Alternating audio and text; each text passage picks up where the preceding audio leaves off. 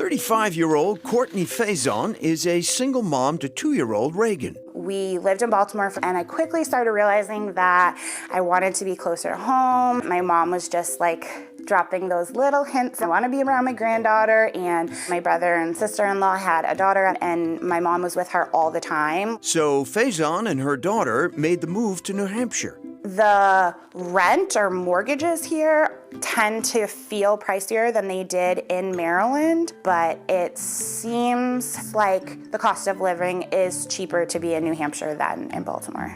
Despite working a full-time job, Faison says money was still tight. I've never had savings. One of my biggest things when I had my daughter was, how can I figure out how to have the life that I currently have, but weave a full second individual into that life and be able to afford it. And I knew I'd either have to get a huge raise at my current job, or I'd have to start working part-time. So Faison started doing direct sales for Arbonne, a company selling botanical-based personal care products. I was feeling generous and I wanted to do a giveaway. I love it because I can weave it into my normal day. I can do an online training or a webinar with Arbonne. My daughter's in bed, and I don't have to worry about finding childcare for her. This is her side hustle, a job to earn some extra cash in addition to her full-time career. She does this to get by. No fancy vacations or extras. I just started realizing, if I want to be able to, do anything, I would have to get a second job. And she's not alone. A recent study by Vistaprint found that more of a third of millennials surveyed have both full-time and side jobs, or, as many millennials put it, a side hustle. Millennials are seeing side hustles as being important and the way of the future. In fact, 73% are saying that side hustles are here to stay. And more adults could find themselves working beyond 9 to 5 as the cost of living continues to rise and wages continue to stagnate.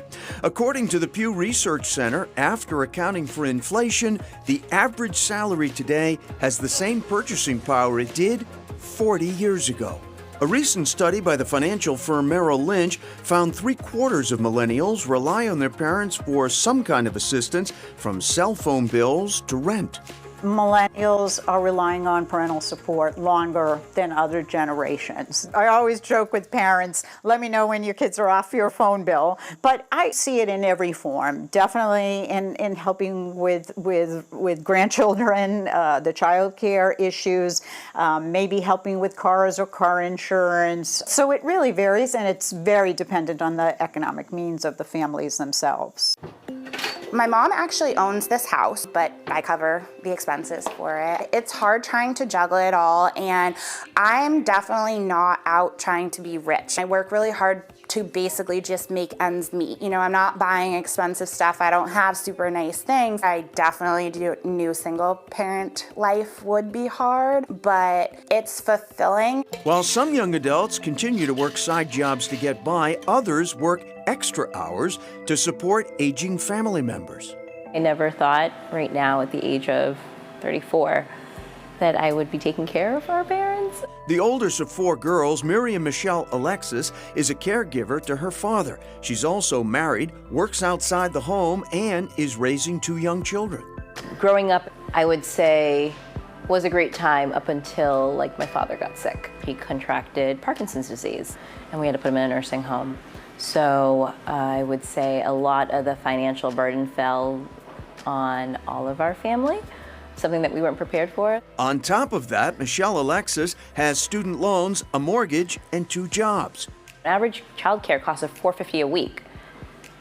It just doesn't add up. So, that's why most millennials pick up a hobby that they were really good at and make it into a living, because that's what it's succumbed to. There's not anyone that I know that are my age group that doesn't have 2 or 3 jobs.